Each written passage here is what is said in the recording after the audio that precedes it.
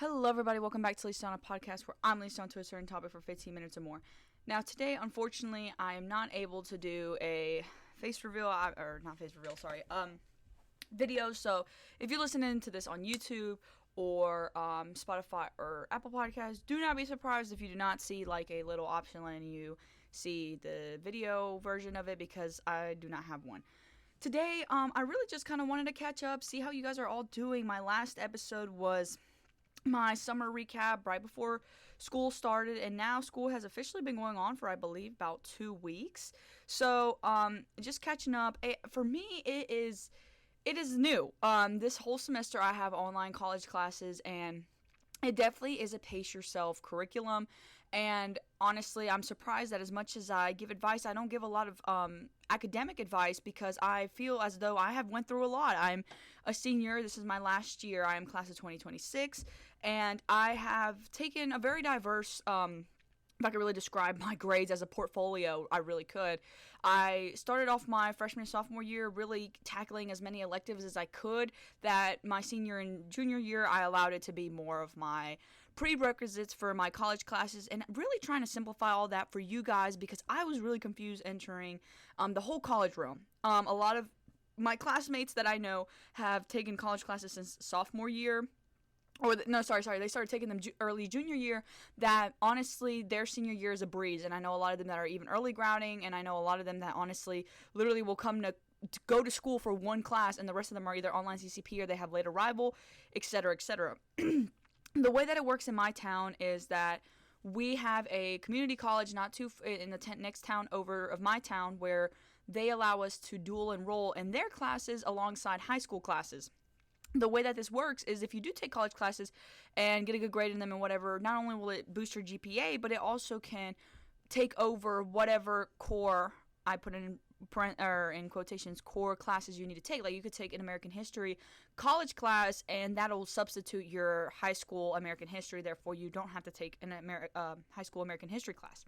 Now, one thing that some people get a little upset about and salty about, at least in my school, is that AP classes and these college classes are all ranked. They both give the same GPA boost. Some people think that it's unfair. They think the AP classes should get a little bit more. They think that the college should get a little bit more. No matter what it is, I'm just here to say that that's how my school works, and I did not know that. So I had thought, oh, well, APs, they're more harder. They're more nationally recognized. I'm going to go for an AP class. So my junior year was mainly focused on me taking AP classes and honors and keeping up that boost and that higher level academics as much as I personally could, with having a quote, what I call a quote unquote free class in both semesters, so I had time to debrief and cool down amongst working in really hard classes. So if I honestly really had to make a tier list, because I feel like I could really do this, if I could do an AP class tier list, because I really feel like doing that right now. We've got S, A, B, C, D, and F.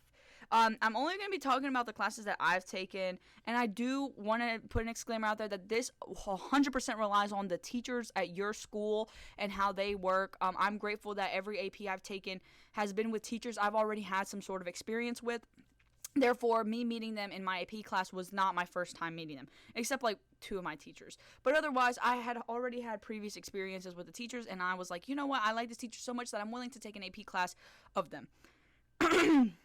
I would personally start with AP Lang as an S tier, and I feel like this is really underrated. I feel like this is an unpopular opinion when I say this, but for me, AP Lang, my teacher primarily focused on looking at the rubrics and how to write an essay based around the rubrics, and I think that teaching style is really good when it comes to AP because that is what the College Board looks for.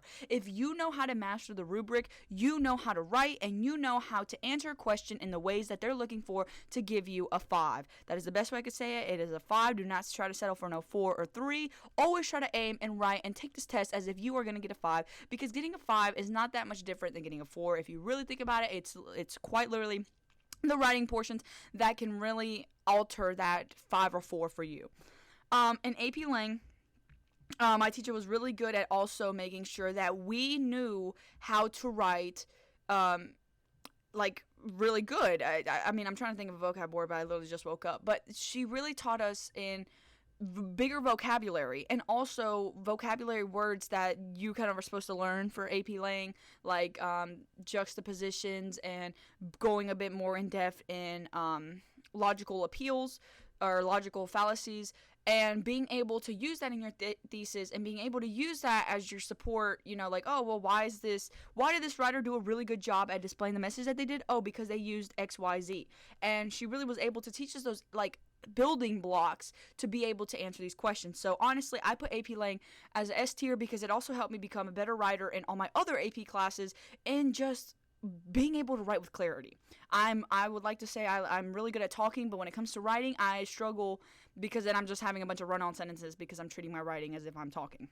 For S tier, I would also put AP Psych. I feel like AP Psych is a good beginner. I personally did not take AP Human Geography. I wasn't really interested, and like I didn't really know the teacher, so I was like, I don't know. This is one that my school offered a freshman's, and I just wasn't really all that giddy about taking it. And it even turns out that there is no transfer course or college prerequisite that AP Human Geo covers anyways, so I was like, okay, I'm not taking that. So my first AP was AP Psych. I took that my sophomore year, and I had a phenomenal teacher. She did a great job at giving us the terms that we needed to know that were on the AP test, and teaching it how to apply it in real world examples. Like, she taught us confirmation bias, and I still see confirmation bias to this day, and I'm able to point it out thanks to AP Psychology. And and taught us hindsight bias and things like availability heuristics. And a lot of AP Psych is not, let me go ahead and preface, AP Psychology is not about mental health. A lot of people think that it's about mental health, but honestly, it is so much cooler than that. It is about how humans learn, like how our brain stores memories, and why, we can remember things as long as we do, and why memory can be manipulated, and why that's not really good. And we obviously got to learn the pretty big experiments like Pavlov's dogs, and the hairy, it's like affection versus like nurture. It's pretty much like a monkey, like, will a monkey be okay if you just give it love but no food, or if you give it no love but all food? That was a really cool experiment. And then obviously we looked over the Stanford experiment. But I would definitely put AP Psych as a S tier, because it's a really good beginner AP class, takes over some college credit, and honestly, it's a really good one to learn, and a lot of people want to be psychologists nowadays, or therapists, and that's a really good one to get you started on all the fundamentals that you need. Goes in way more in depth than any college class would, and I enjoyed it being my first AP.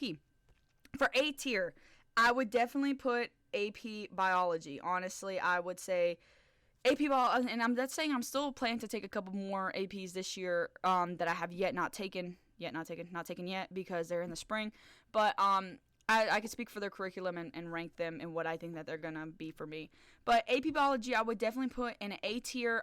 It is a lot of learning about the specific processes, such as like what really does happen in cellular respiration, what really does happen in photosynthesis. It's not really just like, C6H12O6, goes into and makes that. No, it's really like, okay, when you ingest food with glucose, how does our body break it down? What does each part of the cell do with those nutrients, and what does it make? Like, your skin cells aren't going to make the same things that your eyes do, but like, why are those two different things? Like, why is your eye cells different than your nostril cells, So it really goes in depth in stuff like that. It also does go in depth in a little bit of ecology, which ecology is always just a fun unit to go about, learning more about like energy transfers and stuff like, why animals have the behaviors that they do for their survival, and really looking at animal behaviors as a whole, and not really human behaviors, because obviously that's psychology and that's its niche right there. But in biology, it's definitely more like, okay, animals are animals, but why are they animals and act in ways as an animal does? That was really cool, and the teacher was really patient in all my questions, and I honestly didn't lock into the fourth quarter, and I really wish I locked in the third quarter, but the fourth quarter, it just all started to click. For me, I would put AP US History as a B tier, just personally because I think I like world history, and I haven't taken AP world history, but I think I just like the idea of world history and what happens on a global scale more than just an American scale. But I will compliment that I had a very passionate teacher in AP US History, and he did make the learning environment more like okay, well, this is a guy who's passionate. It wasn't really boring to say. I cannot sit there and say that that class was boring, because it was very far from boring. But for me personally, I had it all year long, and I only had it for 45 minutes, and that just for me wasn't enough for me to learn the content at the big scale that I needed to learn it. And that's to also say that I took this class when we were going through some natural disasters at the time in my state, and that took so many days off from being able to learn the content that I really needed to learn. But I ended up logging in the spring semester of that class instead of the fall, because the fall, you're introduced to American history. Periods 1 through 3 is really the foundations of America, right? We've got George Washington, we've got Christopher Columbus. You really start to learn more of the aspects of, okay, the white men are here, but what are the white men doing on America? The white men in America, they have split into 3 separate colonies. You've got your bread baskets, where they're up there just making grains, focusing on religious aspects, trying to settle. Then you've got your cash crops, your Virginias, your more southern colonies are really just here to monopolize and bank, and use labor and just try to go back and give money more to Britain and benefit in that aspect. And then you've got your still what are really Indian and tribal lands, where the Indians are living alongside the white men. And yes, there are many conflicts that happen. I think that was the nice thing about my teacher, is that he did not teach American history with rose-colored glasses. He was able to teach us from the natives' perspectives, from even the Spaniards' perspectives, from we had a whole project on looking at history from different lenses, and that one was really cool because I was able to write about a portion of history from a northern factory worker, and then turn around and then go write a perspective from a slave, and then go turn around and then go write the perspective from a plantation owner. And not to say that any of these in my writing was I offensive to other communities being in that perspective. It was more like, okay, yes, I'm writing as a plantation owner, but what are my main worries at the time and why? Because of the way that history was constructed. Nowadays we've got people worried about pink lemonade Labubus and if they're trying the latest Dubai chocolate in their town or not. Well, it's why are we worried about that? Oh, because consumerism, that our economy is so focused on, very collectible items, trying to get grasp on things that we can hold on to for long enough that maybe in 40 years, Labubus are going to be reselling like Beanie Boos did back in the 90s or the 80s. So it's it all makes sense to why people act the ways that they do, but in that time period, okay, plantation owners, what benefits were there even being a plantation owner? Why didn't they sell their plantations and go work in the factories like people in the North did? Oh, because the South was heavily relied on unpaid labor, and honestly, you were better off you made more money if you didn't have to pay people to do things, but you did pay them by consequences. Wow, what a great time to be alive. That was sarcasm. But anyways, I can give kudos that my American history teacher at the time was very passionate and, allowed and was very patient in the sense of if I had a question, he would answer it, but he really harped on the fact that American history is a really big cause and effect AP class, in that sense that you don't need to learn each individual date, right? A lot of these APs, you don't need to learn the dates, but you need to learn, okay, what was the outcome of this court case and how would that still apply in the time period of Lyndon B. Johnson, how did these things still play in the background, and why were they still there when they were supposedly resolved, But all in all, the best academic advice I can always give is yourself best. If you know you're not fit for APs, and sometimes it sucks because I'll be talking to somebody, I'll be like, oh, you taking any APs this year? And they're like, and I had an AP class with them last year, and they're like, no, I just figured out APs aren't for me. And that bums me out because, man, they were an awesome classmate to have, but hey, I would hate for them to be in a class that they're stressed out about and getting gray hairs over, and they're a year younger than me, And really being a senior now, I'm understanding that stress and that pressure of what college do you want to go to? What do you want to major in? When I introduce myself and people, and this is to later adults where I'm like, oh yes, I'm a senior, I'm doing a bunch of things for my my last year that I haven't ever done before because hey, it is my last year, might as well go out with a bang. So when I'm introducing myself, people are like, oh, yeah, you're a senior. Oh, what college are you going to? What are you planning to major in?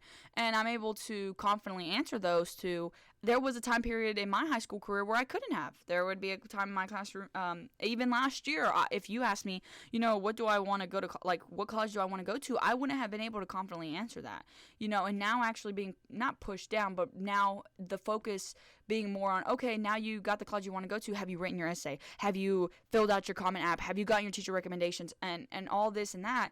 It really does emphasize the time crunches. Like, okay, yeah, it's currently, as I'm recording this, it is August 31st. But next thing I know, I'm going to blink and it's going to be Christmas, and then I'm going to blink again, and then it's going to be St. Patrick's Day, and then I'm going to blink again, and it's going to be graduation. And I really want to harp that enjoy all you can, because I try, a lot of people like to put their own religious or spiritual twinks to it, but at the end of the day, I'm going to be completely raw, and we are all living to die.